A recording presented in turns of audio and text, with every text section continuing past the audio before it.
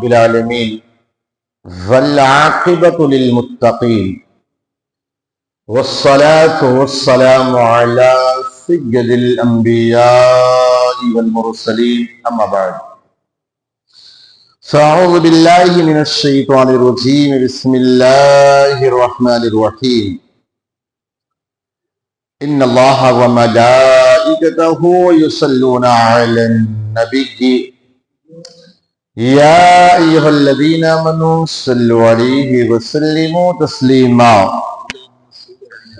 اللہم صلی علی سیدنا مولانا محمد بارک وسلم صلو علیہ الصلاۃ والسلام علیک سیدی یا رسول اللہ صلی اللہ تعالی علیہ وسلم بسم اللہ الرحمن الرحیم وما كان له عليهم من سلطان إلا لنعلم من يؤمن بالآخرة ممن هو منها في شك وَرَبُّكَ عَلَى كُلِّ شَيْءٍ حَفِيظٌ۔ اور شیطان کا ان پر کچھ قابو نہ تھا مگر اس لیے کہ ہم دکھا دیں کہ کون آخرت پر ایمان لاتا ہے اور کون اس سے شک میں، اور تمہارا رب ہر چیز پر نگہبان ہے۔ دنیا کے اندر بہت سارے امتحانات ہوتے ہیں، ایگزامز ہوتے ہیں، اور ایگزام کے بعد خاطر خواہ انہیں انعام بھی دیا جاتا ہے۔ بہت سارے امتحانات ہوتے ہیں، اور کبھی کبھی اسکولوں کے اندر اگر بڑی کلاسوں میں بچہ اچھا مارکس لایا تو اسے انعام کے طور پر بڑا شخص جو اونچے عہدے پر بیٹھا اسے انعام دے دیتا۔ کیوں؟ حوصلہ افزائی۔ ایک اسکول کے اندر آپ دیکھیے ہر کلاس کے اندر ایگزامز ہوتے ہیں، اور جو رینکر ہوتے ہیں وہ سب کی نگاہوں میں محبوب بھی ہوتے ہیں، اور کہتے بھی یہ رینکر ہے، یہ 1 نمبر والا، یہ 2 نمبر۔ حالانکہ آپ دیکھیں یہ امتحان کی کوئی ضرورت نہیں۔ آج تو امتحانات اتنے بڑھ گئے کہ ٹیسٹ ہر مہینے ٹیسٹ شروع ہو گئے۔ امتحان کی کوئی ضرورت نہیں ہوتی۔ کبھی کبھی تو باہر سے بلا کر چیک کیا جاتا ہے، امتحان لیے جاتے ہیں۔ بھائی ٹیچر سے اچھا کوئی نہیں جانتا کہ کون کتنا قابل ہے، کون کتنا کیا ہے۔ ٹیچر سے اچھا کوئی جانے گا؟ نہیں جانے گا۔ لیکن یہ امتحان اس لیے ہوتا ہے تاکہ بتایا جائے سب، ورنہ تو کیا کہ یہ ٹیچر کا خاص ہے اس وجہ سے فرسٹ دیا، ورنہ میں بھی لے آتا، اس لیے ایگزام کرا۔ چلو بتاؤ تو ٹیچر کو معلوم ہونے کے باوجود ایگزام اس لیے کرائے جاتے ہیں تاکہ کسی کو تکلیف نہ ہو، اور جو اچھے مارکس لائے اسے انعام دیا جائے۔ بھائی اللہ کو بھی تو سب کچھ پتا ہے کہ کون نیک ہے، کون بدکار ہے، کون جہنم میں جائے گا، کون کہاں جائے گا۔ پھر اللہ سے امتحان کرنے کی ضرورت کیا ہے؟ اللہ بھی دکھانا چاہتا ہے کہ اے بندے اگر تو دنیا میں مجھے میری بات مانتا تجھے یہ مقام دیتا، دنیا میں میری بات مانتا وہ مقام دیتا، اور کہا تو نے نہیں بات مانی، نہ امتحان میں، دنیا کے امتحان میں ناکام ہو جاتی ہوئی ہے کہ تو وہی اللہ تعالیٰ فرما رہا ہے کہ ہم یہ امتحان لیتے ہیں کہ جو ایمان لے آیا ہم اسے یہ مقام دے دیں، جو ایمان کے بعد اچھے کام کو اس کو یہاں رکھے۔ کہا نا قرآن پاک میں کہیں جنت الفردوس کا ذکر ہے، کہیں اور جنتوں کا ذکر ہے، یعنی یہ بندہ دیں گے ایسی جنت جس کے نیچے نہر، ایسی جنت جس کے نیچے یہ، ایسی جنت یہ۔ کب؟ جب بندہ ایمان بھی لائے اور عمل بھی کرے۔ تو اس آیت کریمہ میں کہا اگر بندہ ایمان لے آئے، عمل کرے، یہ سب ہم کیوں کرتے ہیں؟ شیطان کیوں ہے؟ تاکہ ہم آزمائے کون میرا ہے کون پر آئے۔ آپ سوچے شیطان تھا، اس سے بھی غلطی ہوئی، اس نے آدم علیہ السلام کو سجدہ نہیں کیا، اللہ کی بات نہیں مانی، اور اللہ تبارک و تعالیٰ نے آدم علیہ السلام کو کہا کہ یہاں قریب نہیں جانا، انہوں نے بھی غلطی کی۔ ماشاء اللہ خطائی سیاحتی تو کیا، یعنی خطا دونوں سے ہے، شیطان بھی خطا کر رہا ہے اور وہاں آدم علیہ السلام بھی، لیکن دونوں میں فرق کیا ہے؟ آدم علیہ السلام نے غلط خطائے اجتہادی ہوئی، اس درخت سے پھل کھا لیا جنتی، خطا ہوئی، غلطی ہوئی، اقرار کیا، کیا ہوا؟ اقرار کیا۔ اور شیطان سے غلطی اس نے کیا کیا؟ اقرار نہیں کیا بلکہ دلیلیں دے رہا۔ کیا کر رہا؟ دلیلیں دے رہا، کہہ رہا انا خلقتنی من نار وخلقتہ من طین، کہ اللہ میں بلند ہوں کیونکہ میں آگ سے بنا ہوں، آگ کا کام اوپر جانا اور مٹی کا نیچے، لہذا میں آدم سے زیادہ افضل ہوں۔ یعنی غلطی شیطان نے کی تو فوراً وہ حجت اور دلیلیں دینے لگا، اور آدم علیہ السلام سے خطا ہوئی، کہنے لگا اللہ مجھ سے غلط، وہ نہیں حجت نہیں کیا۔ تو ہمیں بھی چاہیے کہ اگر آج ہم سے غلطی ہو جائے اس کا اقرار کریں۔ آج بہت سارے لوگ نا اپنی غلطیوں کا اقرار نہیں کرتے، 10 دلیلیں پیش کرتے ہیں، تو پتہ چلا غلطی ہے، مان لو یہی صحیح ہے، ورنہ اس پر حجت کرنا، دلیلیں دینا، یہ شیطان کا کام۔ اب آپ دیکھیں آدم علیہ السلام سے خطا ہوئی تو کیا کہا؟ ربنا ظلمنا انفسنا، اے رب ہمارے، میرے نفس نے، میری جانوں پر میں نے ظلم کیا،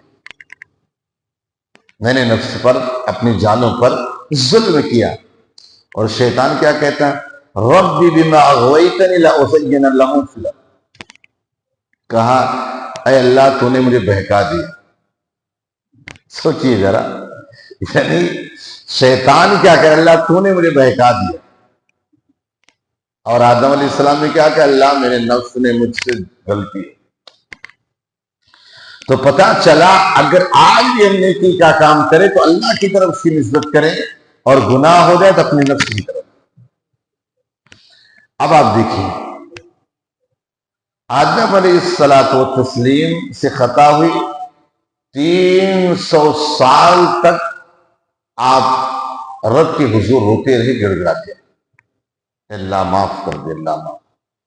اور شیطان سے ہوئی تو کیا اللہ مجھے تو قیامت تک کے لیے مہلت دے دے، میں تیرے بندوں کو بہکاتا رہوں، قیامت تک مہلت دے دے۔ یعنی آدم علیہ السلام غلطی ہوئی، جھک گئے، اور شیطان آج بھی یہ کر گئے۔ شیطان آج بھی نہیں کہتا کہ یار غلطی ہوئی گھٹا۔ حضرت موسیٰ علیہ السلام کی اور شیطان کی ملاقات ہوئی، موسیٰ علیہ السلام نے کہا شیطان تو اپنی غلطی مان لینا ہے، کہا ٹھیک ہے کوئی بات نہیں۔ کہا آج جب کوہ طور پر جانا اللہ سے باتیں کرنے تو کہہ دینا کہ شیطان کو اپنی غلطی کا اعتراف ہے، اللہ توبہ کرنا۔ موسیٰ علیہ السلام تو خوش ہو گئے کہ یار بتاؤ شیطان اپنی غلطی کر رہا، معاف کر، غلطی کی معافی چاہ رہا ہے۔ اللہ کی بارگاہ میں عرض کیا، اللہ نے کہا آج موسیٰ میں اس کو معاف کر دوں گا، لیکن شرط آج بھی ہے، جب آدم علیہ السلام زندہ تھے تب اس نے سجدہ نہیں کیا، آج جا کر ان کی قبر پہ سجدہ کر لے، میں انہیں اسے معاف کر دوں۔ موسیٰ علیہ السلام خوش خوش کہ چلو راستہ بن گیا، اچھی بات، راستہ بن گیا۔ آئے کہا شیطان تیرے لیے خوشخبری کا کیا؟ کہا اللہ نے کہا کہ آج بھی میں شیطان کو معاف کر دوں گا، جائے آدم علیہ السلام کی قبر پہ سجدہ کر لے، میں اسے معاف کر دوں۔ شیطان ہنسنے لگا، کہتا ہے آدم، اے موسیٰ، کہا جب آدم زندہ تھے تو میں نے سجدہ نہیں کیا، جا کے قبر کو، مٹی کو سجدہ کروں؟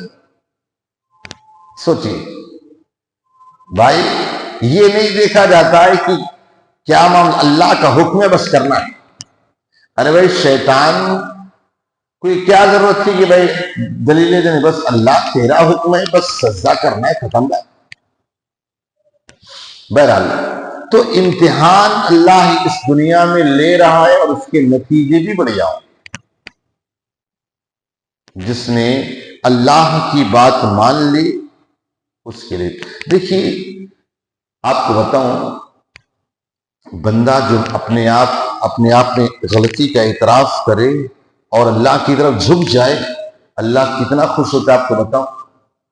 آقا علیہ السلام ارشاد فرماتے ہیں میرے صحابہ، ایک گنہگار بندہ اگر رب کی طرف پلٹ آئے اللہ کتنا خوش ہوتا ہے۔ کہا بتاؤں؟